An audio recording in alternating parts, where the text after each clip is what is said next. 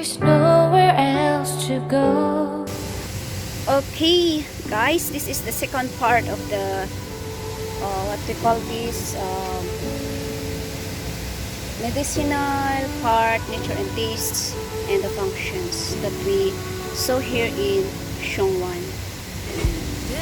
So this is Ephedra sinica, and its function is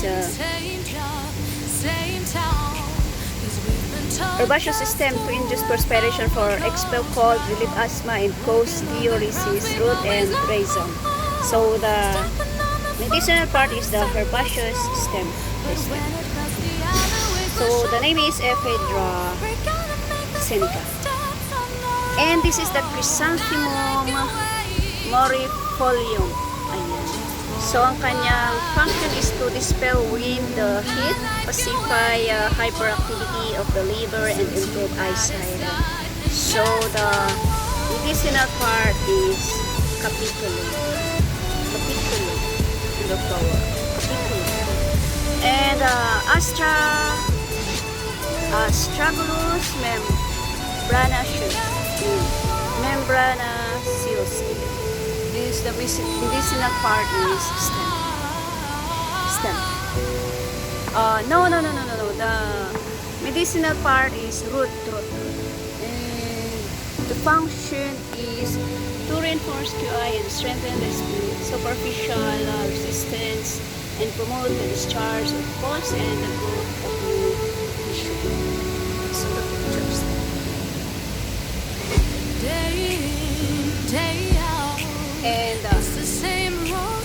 And the cactaceae, hilarious on the roots. The cactaceae. So the medicinal part is flower and stem. And the function is flower to remove heat and moisten the lung, to resolve blood, counteract toxicity and cause subsidence of swelling. And the stem is relaxing tendons and structure of so the medicinal. And this one is Melombonucifera Nefacilla. At ang kanyang function is to arrest bleeding and remove blood stasis. And the medicinal part is known. And Scotillaria paicalensis, Mamiseas. Roots ang medicinal part, and the function is to remove damp heat, quench fire, and counteract toxicity, arrest bleeding, and prevent abortion.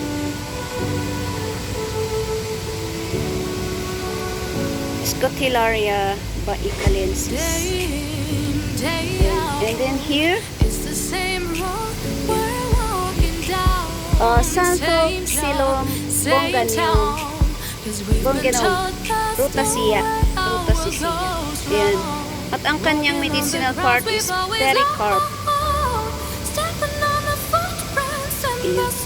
Function is to warm the spleen and the stomach and relieve pain, kill parasites, and relieve itching.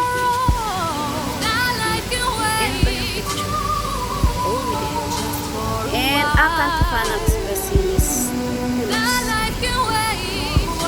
Ang kanyang function ay to relieve rheumatic conditions and tonify the liver and the kidney and to strengthen the tendons and bones.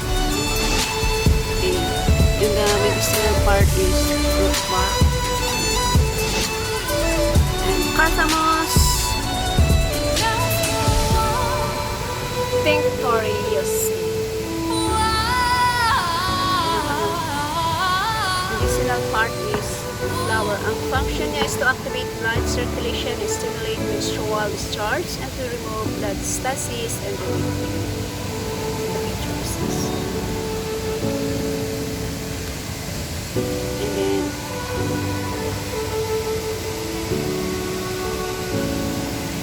this is Borsia javanica. Ang kanyang medicinal part is the fruit.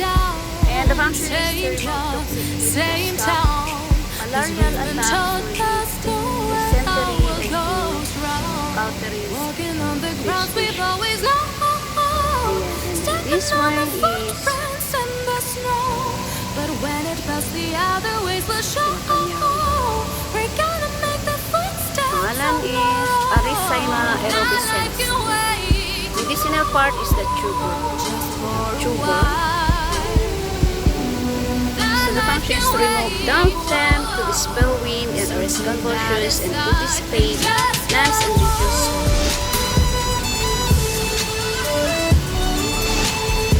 Citrus aurantium, Rutaceae. This is the family. At ang kanyang medicinal part is young fruit. So the function is to resolve the stagnancy of phlegm and relieve stuffiness sensation in the chest and abdomen. So taste bitter, acrid, sour, and warm. Nature and taste. And then here is Mylax glabra. And the medicinal part is rhizome. And the function is to remove damp, to counteract toxicity, and to improve the mobility of the joint. Ayan, nature is neutral, taste is sweet and bland. And then Lichis chinensis. Ayan, ang kanyang family name is Sapindaceae. So, ang medicinal part niya is seed. And then the function is to promote the flow of QI and the subsidence of induration and to dispel cold and relief.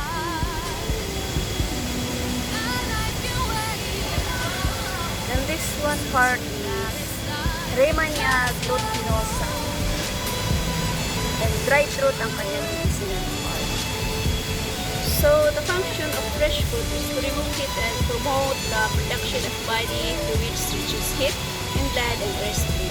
Dried root to induce heat in blood, nourish it and promote the production of body fluids. Prepared fruit is to nourish it and finish blood and course essence and marrow.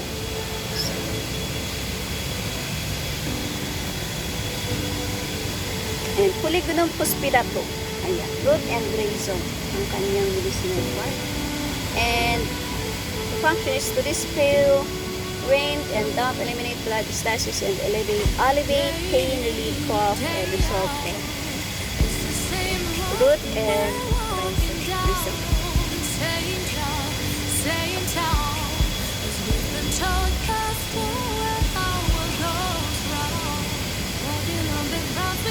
And this plant is fruit and spice.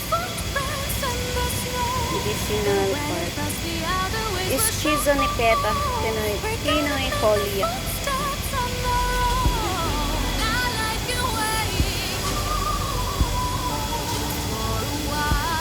Ayan. Ito na ang name ng ating gaun. The name is gaun. So, yung pangalan nita, Emperata cylindrica. Family name is Poaceae. So, the medicinal part is the rhizome. It's like the roots, but the name here is rhizome. So, it tastes sweet and nature is called. So, function is to arrest bleeding by reducing heat in blood, to remove heat, and to cause urination. Cause urination. Yan. Yan ang saipot na sinasabi natin. Oh.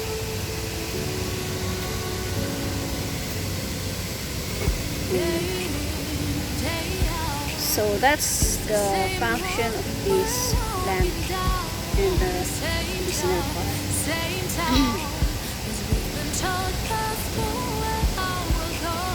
Salvia milturiacea. Yan ang mga medicinal and the function, features, and tastes. Ayan, ito na. Eugenia caryophyllata. At ang kanyang medicinal part is flower and the bud. Flower bud. So So the function is to warm the middle energizer to adverse rise of the stomach, QI, and to restore the kidney.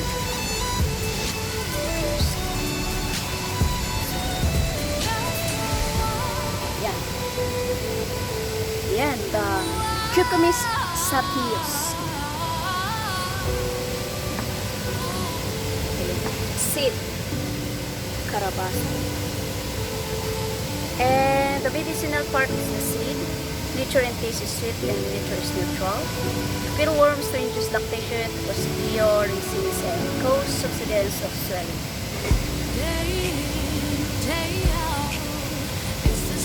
And this wine, parang chrysanthemum. So aerial part. So the name is Sheung WAN. Medicinal part is the aerial part. Sweet, bitter, and full. Nature and taste.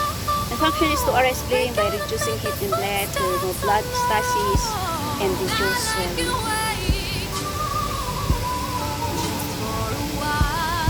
And this.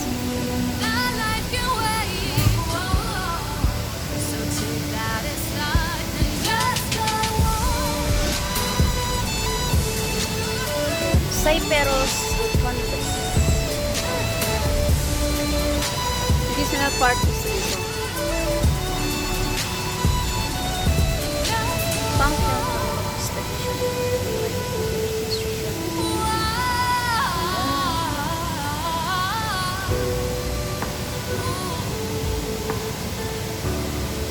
proton pictium.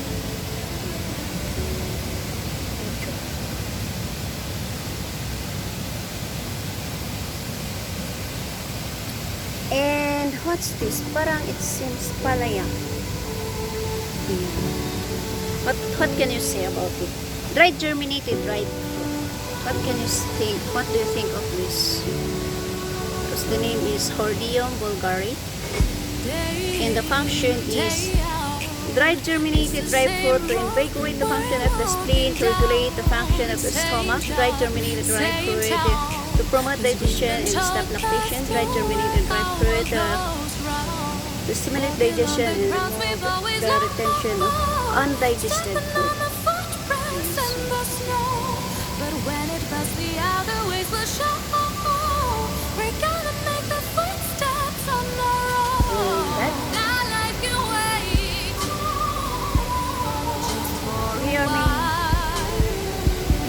And this is Areca catechu. Nakikita natin ito sa mga seed. Parang ano to ng mama yung ano ng mama, yung nilalagay nila sa mama. Ito, ang pangalan niya is Areca catechu. And seed function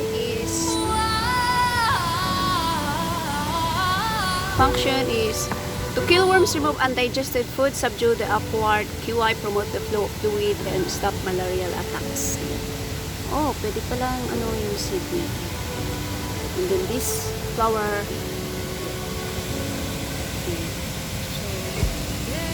Function is to supplement and regulate the function of the spleen and improve appetite by its spicy fragrance and to expel summer heat from the body surface. Chrysanthemum, I think this is I don't know. But the name is here, Sheung japonicum.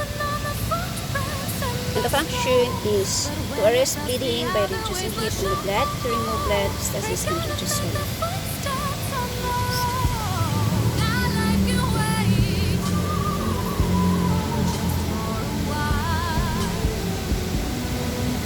Root and rhizome. Function is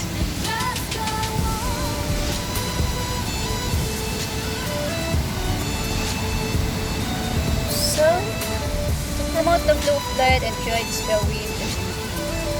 Ayan ang kanyang function. And the medicinal part is rhizome. And here we are in the last part. So yeah. The name is Aconitum carmichaeoli. And the function is to the present root, o daughter root, and the preferred parent root tuber. Kanyang function. Day in, day out. And then this. It's the same road we're walking down. This Same town, is same town. 'Cause ubi, we've been taught but that's the also way Korea the opposite. world goes round. And then the function is to replenish the spleen and stomach, promote fluid secretion, and benefits the lung and strengthen the kidney and restrain seminal discharge. So the medicinal part is the stem tube.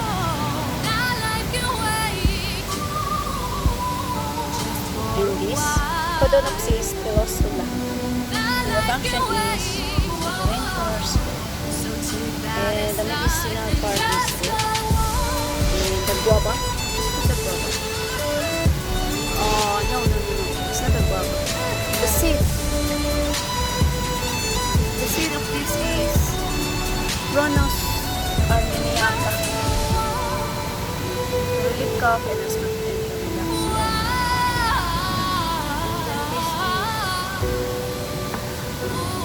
Yun po ito. The stem. Function is to eliminate exercise, heart rate, and reduce urination. And this is ito ng mga mamaato dito eh. Parang mamato ah. The fruit, medicinal part. And Piper nigrum, Piperacea, ayun. The function is to dispel cold from the stomach, subdue upward QI flow, and to eliminate phlegm. So that's all for today. It's for the part 2. So this, ito ang ating nakita dito sa ating paglalakbay.